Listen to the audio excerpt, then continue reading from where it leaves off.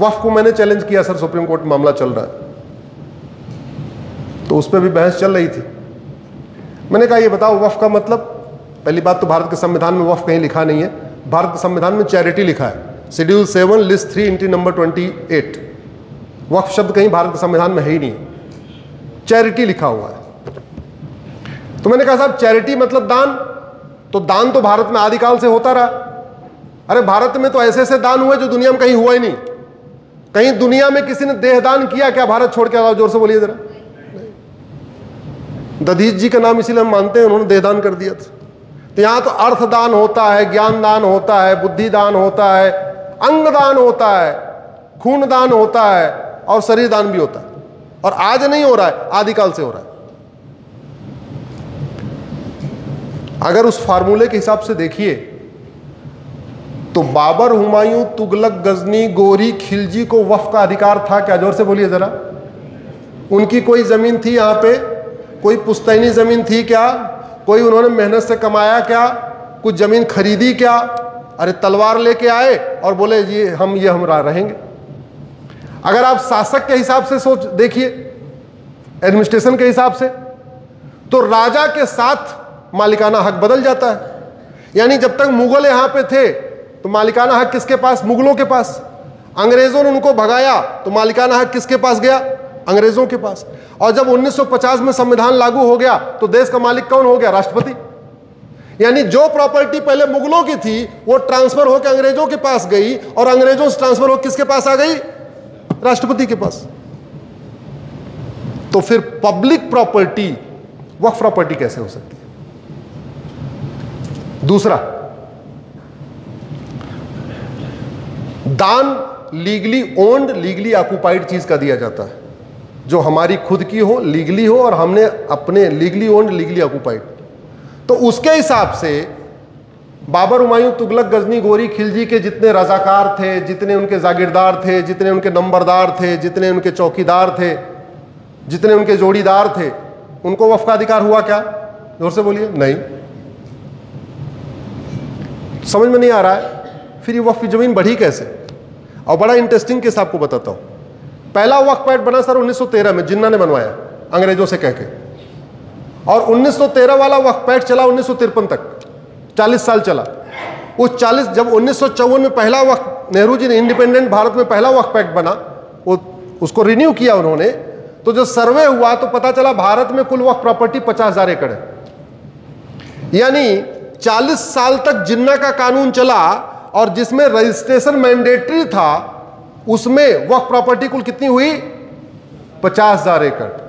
1954 वाला कानून लागू हुआ, फिर उसको बदला, इंदिरा जी ने बदला, राजीव गांधी जी ने बदला, फिर नरसिम्हा राव जी ने बदला, फिर मनमोहन सिंह ने बदला, और आज की डेट में कितनी क्लेम की जा रही है? 80 लाख एकड़। यानी जिन्ना के कानून से वक्फ प्रॉपर्टी हुई 50,000 एकड़ और स्वतंत्र भारत वाले कानून से कितनी हो गई? 80 लाख एकड़, 40 लाख एकड़, यानी 80 गुना बढ़ गई।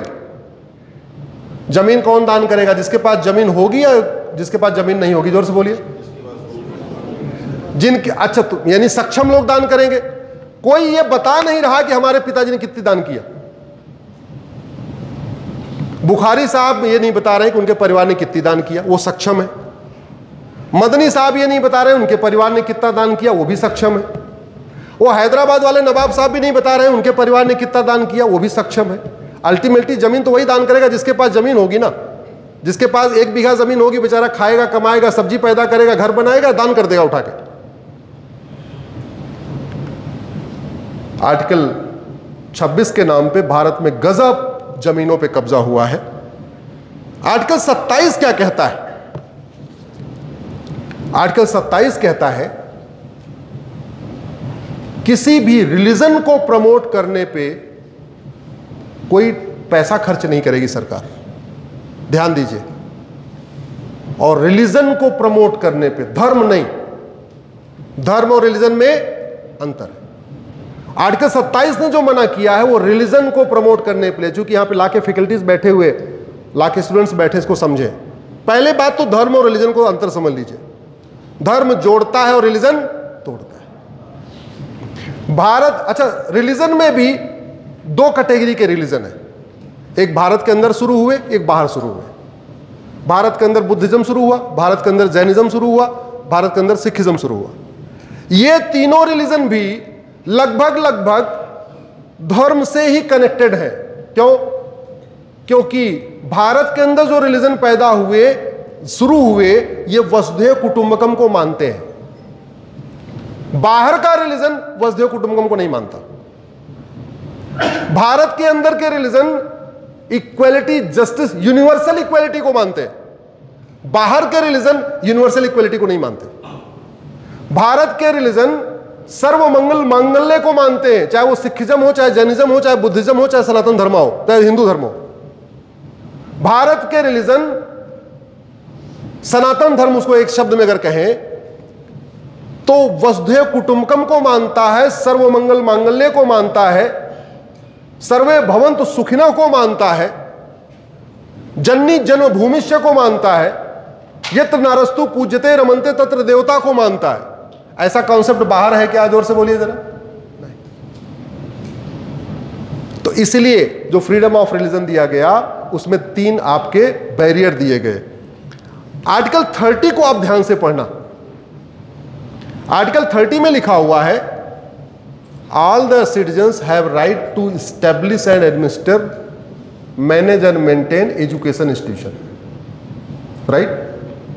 लेकिन संविधान की जो व्याख्या होती है वो 4 तरीके से होती है। एक होती है लिटरल इंटरप्रिटेशन, एक होती है पर्पोजिव इंटरप्रिटेशन, एक होती है हार्मोनियस इंटरप्रिटेशन, एक होती है कंस्ट्रक्टिव इंटरप्रिटेशन। चारों का उद्देश्य यह होता है कि आपको अल्टीमेटली प्रियम्बल को अचीव करना है। संविधान की व्याख्या कंस्ट्रक्शन के लिए होती है, डिस्ट्रक्शन के लिए नहीं।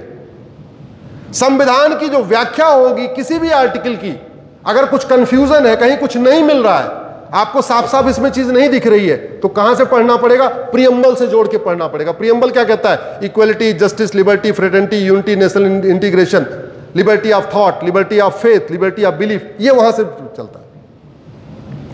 आर्टिकल 30 कहता है देश के सभी नागरिकों को अपना एजुकेशन इंस्टीट्यूशन खोलने का अधिकार है। लेकिन आर्टिकल 30 से पहले ही संविधान निर्माताओं ने आर्टिकल 27 में लिख दिया कि रिलीजन को प्रमोट करने के लिए 1 रुपए खर्च नहीं होगा, और आर्टिकल 28 में लिख दिया कि किसी भी सरकार के द्वारा मान्यता प्राप्त या सरकार के द्वारा फंडेड स्कूल में कोई रिलीजियस टीचिंग नहीं होगी। आर्टिकल 30 क्या कह रहा है? एजुकेशन इंस्टीट्यूशन खोलो। 27 कह रहा है मजहब को प्रमोट करने पे 1 रुपए खर्च नहीं होगा। 28 कह रहा है कोई मजहबी तालीम नहीं दी जाएगी। ध्यान रखना, धर्म और रिलीजन का अंतर। धार्मिक ग्रंथ पढ़ाने पर रोक नहीं लगाई है, रिलीजियस बुक्स पढ़ाने पर रोक लगाई है। धर्म को प्रमोट करने पर रोक नहीं लगाई है, रिलीजन को प्रमोट करने पर रोक लगाई, मजहब को प्रमोट करने पर रोक लगाई। लेकिन हमारे संविधान की शपथ लेने वालों ने आर्टिकल 25 से 30 की इतनी गलत व्याख्या किया, उसमें सुप्रीम कोर्ट का बहुत बड़ा योगदान है, क्योंकि अल्टीमेटली संविधान की व्याख्या करने का दायित्व सुप्रीम कोर्ट के पास है। और सुप्रीम कोर्ट एक बार व्याख्या कर देता है तो फिर हम स्क्रूटनी करने की हिम्मत भी नहीं करते, हम सोचने की भी हिम्मत नहीं करते। हमें लगता है कि सुप्रीम कोर्ट ने व्याख्या कर दिया तो ठीक ही किया होगा, इसमें कुछ गलती हो ही नहीं सकती। लेकिन गलती एक नहीं, कम से कम 10 जजमेंट में सुप्रीम कोर्ट ने गलती किया, जहां उन्होंने फ्रीडम को, रिलीजन को धर्म समझा, धर्म को रिलीजन समझा, फ्रीडम ऑफ रिलीजन को फ्रीडम ऑफ कन्वर्जन समझ लिया, फ्रीडम ऑफ स्पीच को फ्रीडम ऑफ हेट स्पीच समझ लिया, बोलने की आजादी को उन्होंने झूठ बोलने की आजादी समझ लिया। ये गलती लगातार करते चले गए, और बाद में बचा खुचा हुआ काम हमारे ओट जीवी नोट जीवी नेताओं ने कर दिया। क्या किया उन्होंने? मदरसा बोर्ड बना दिया, मदरसे की डिग्री को वैलिड कर दिया। 27 कह रहा है मजहब को प्रमोट को करने पे 1 रुपए खर्च नहीं करना। मदरसा मानवता को प्रमोट करता है या मजहब को? जोर से बोलिए जरा, जोर से बोलिए। मदरसे में वसुधैव कुटुंबकम सिखाया जाता है क्या? नारी तू नारायणी सिखाया जाता है क्या? जेंडर जस्टिस, जेंडर इक्वलिटी सिखाया जाता है क्या? Liberty of thought, liberty of belief, liberty of faith सिखाया जाता है क्या? नहीं। वहां तो सीधे सीधे पाक नापाक सिखाया जाता है कि जो इस्लाम को माने वो पाक, जो ना माने नापाक। देश का विभाजन इसी आधार पर तो हुआ था। आपको जानते हैं पाकिस्तान का नाम पाकिस्तान क्यों पड़ा? जिन्ना की थ्योरी यही थी। जिन्ना ने यही नारा दिया कि मुस्लिम पाक होते हैं, गैर मुस्लिम नापाक होते हैं, और पाक नापाक एक साथ नहीं रह सकते। इसलिए हम पाक हैं तो हम एक अपना नया देश बनाएंगे, पाक स्थान बनाएंगे, तो जिसको पाकिस्तान कहते हैं। मदरसों में यही सिखाया जाता है। और फिर भी हमारी सरकारों ने मदरसा बोर्ड बना दिया, मदरसे की डिग्री वैलिड कर दिया। आर्टिकल 28 साफ साफ कह रहा है मजहबी टीचिंग नहीं देना। हमने शुरू कर दिया। मदरसों में मजहबी टीचिंग होती है, सेकुलर टीचिंग होती है? जोर से बोलिए जरा। मजहबी टीचिंग। आर्टिकल 30 कह रहा था एजुकेशन इंस्टीट्यूशन खोलने का अधिकार है, और उसको हमारे सुप्रीम कोर्ट के विदेशों में पढ़े हुए, ऑक्सफोर्ड और कैम्ब्रिज में पढ़े हुए जजों ने एजुकेशन इंस्टीट्यूशन को रिलीजियस एजुकेशन इंस्टीट्यूशन समझ लिया। किसी भी आर्टिकल में, संविधान में अगर कुछ कंफ्यूजन हो तो उस संविधान की आर्टिकल को आगे और पीछे के आर्टिकल के साथ पढ़ा जाता है, जिसको कहते हैं constructive interpretation, harmonious interpretation, purposive interpretation. और यह भूल हुई है, और बचा खुचा काम इसी बेस पे PIL हुई सर यूपी में। यूपी में मदरसा बोर्ड को चैलेंज किया, मामला हाई कोर्ट गया, हाई कोर्ट ने खत्म कर दिया। बोले हाँ, मदरसा बोर्ड संविधान के आर्टिकल 27, 28, 30 का वायलेशन है, मदरसा बोर्ड नहीं चलेगा, मदरसे की डिग्री नहीं चलेगी। SLP आई, जस्टिस चंचूड़ का रिटायरमेंट सर के ऊपर। सुप्रीम कोर्ट में एक बेसिक प्रोटोकॉल है कि जब जज को रिटायर होना होता है, खासतौर पर CJI है जिसको भी, वो इंपॉर्टेंट केस लेना बंद कर देते हैं, बड़े केस लेना बंद कर देते हैं। जस्टिस खन्ना ने यह काम किया। जस्टिस खन्ना के सामने जितनी भी इंपॉर्टेंट कॉन्स्टिट्यूशनल इश्यूज आ रहे थे, बड़े इश्यूज आ रहे थे, वो नहीं सुन रहे थे। वो जस्टिस सूर्यकांत को दे रहे थे, जस्टिस गवई को दे रहे थे, बाकी लोगों को दे रहे थे जिनके पास टाइम है। उन्होंने बोला हमारे पास टाइम नहीं, हम इसको नहीं सुन पाएंगे। यूपी सरकार चंचूड़ साहब से कहती रही, साहब आपका रिटायरमेंट सर पे है, हमें इसमें बहुत सारा रिसर्च करना है, बहुत सारे हमें ना ना ना आप सुनेंगे, हम सुनेंगे सुनेंगे। और इलाहाबाद हाई कोर्ट का फैसला पलट के चले गए। जस्टिस चंचूड़ साहब वही है जिन्होंने तीस्ता सीतलवाड़ के लिए शनिवार को छुट्टी के दिन कोर्ट खोली थी, याद है आपको? शनिवार के दिन, फ्राइडे के दिन गुजरात हाई कोर्ट का फैसला आया। तीस्ता सीतलवाड़ को गुजरात हाई कोर्ट ने सरेंडर करने के लिए बोला। मतलब इतना फास्ट जस्टिस भी कई बार होता है सुप्रीम कोर्ट में। फ्राइडे को फैसला आया, इतना मतलब उनकी लगता है टीम पहले से लगी थी, उन्होंने SLP पहले रेडी करके रखी हुई थी, और फ्राइडे की शाम तक सुप्रीम कोर्ट में फाइल हो गया। सैटरडे संडे छुट्टी होती है, मेंशनिंग भी हो गई। शाम को कार्यक्रम चल रहा था, खुद बाहर थे, दिल्ली में कार्यक्रम था, सारे जज वहां बैठे हुए थे। फोन करके बाकायदा जजों की बेंच बना दिया, 2 जजों की बेंच बैठी। अब 2 जजों की बेंच बैठी, उसमें भी 2 फाड़ हो गया।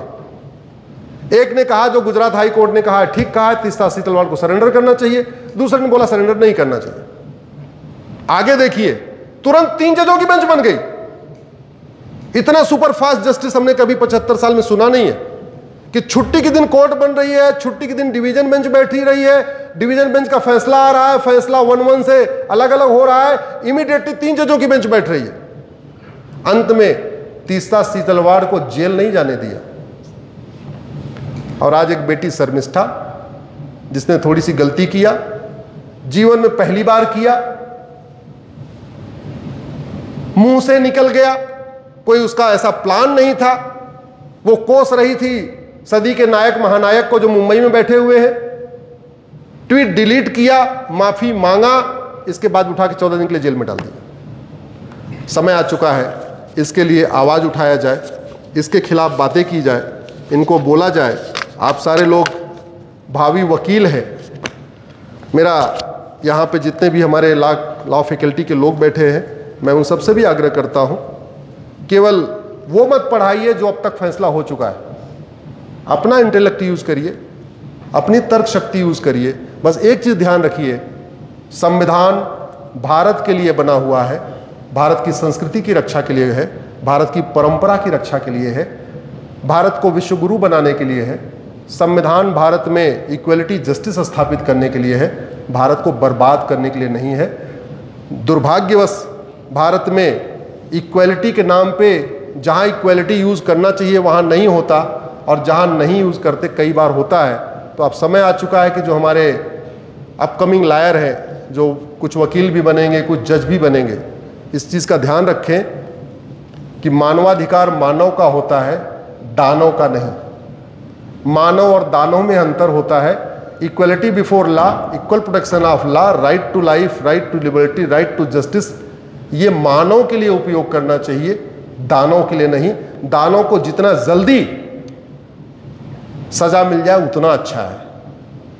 आम का पेड़ और बबुल का पेड़ अगर अगल बगल रहेगा, आम का पेड़ सूख जाएगा, इसलिए जितना जल्दी हो बबुल का पेड़ उखाड़ दिया जाए, उसको सुखा दिया जाए, उतना अच्छा होता है। ऐसे ही अपराध जितना जल्दी कम हो जाए, भ्रष्टाचार जितना जल्दी कम हो जाए, देश विरोधी जो ताकतें हैं, जो देश विरोधी गतिविधियां होती, जितना जल्दी कम हो जाए उतना देश के लिए अच्छा है। इसी के साथ मैं अपनी बात खत्म करता हूं। भारत माता की, भारत माता की, भारत माता की। एक बार